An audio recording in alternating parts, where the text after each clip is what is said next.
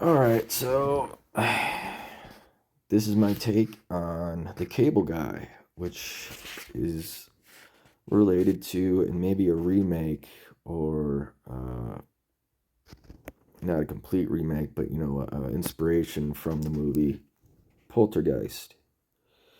Both these movies, The Cable Guy and The Poltergeist, are actually about the Cable Guy. The movie Poltergeist, the story really happens when the Cable Guy comes around. And it's the creepy old man that pretty much looks like a walking skeleton. And he's really interested about getting into the house. Well, he physically can't get into the house and get after the young energy of their children and their daughter. So here comes the Cable Guy. And what does the Cable Guy do? He delivers um, he delivers you know this technology that allows this portal to enter into your home. Now in the movie Poltergeist, she's physically sucked into the portal, which just happens to be the TV, and is completely you know uh, kidnapped by pretty much the Cable Guy. As soon as the Cable Guy shows up, everything starts going wrong. And they finally get their daughter back, covered in a slime that to me represents semen. And of course, I don't know if you don't know, the child actor who was forced to play this role was actually, I believe she was actually murdered. Um, and I think making children act this way and be in horror movies is absolutely horrible. It's traumatizing, even though it's just a movie. But so the Cable Guy is delivering this technology to corrupt your family, to corrupt your children early. And the enemy isn't going to tell you how they do things. The enemy isn't going to let you in on the secret, the art of war, the spiritual warfare. The enemy isn't going to tell you it's coming. Um,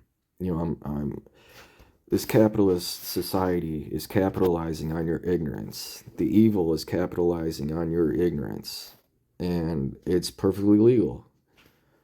So the Poltergeist and the Cable Guy are essentially the same movie because this individual here is so corrupted because the Cable Guy installed this technology to warp and corrupt the minds of the children and women who are supposed to be at home while the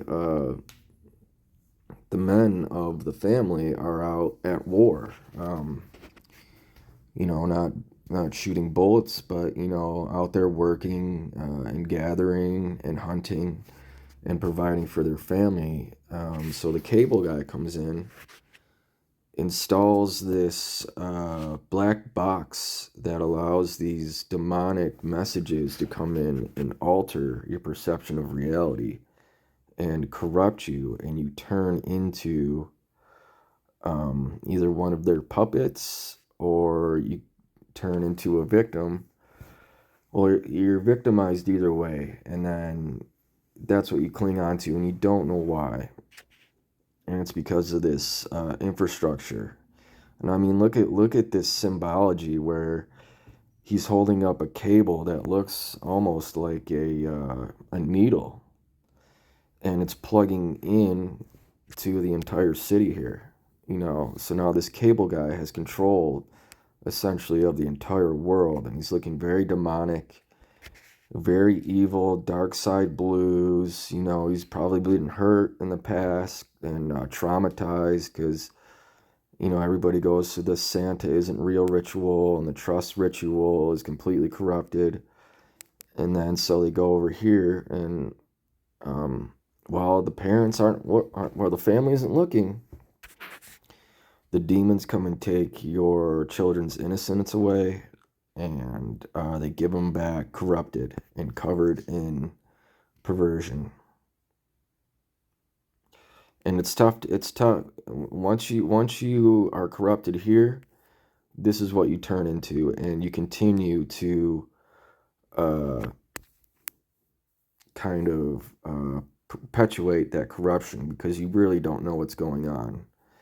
It's like an angry dog that, you know, they say there's no bad dogs, only bad owners. Well, there's no bad people, but when they're corrupted in this way and they're raised this way, um, through a daily bombardment of these of the enemy, you know, what's easier, to shoot someone with a bullet or to corrupt them through psychological means, so you actually get them to work for you and dance for you. You know, it's the art of war. It's very simple, but a very complicated tactic, but not really. And it makes complete sense. So this actor loves to play in movies that give you some kind of truth. Um, so thank you very much.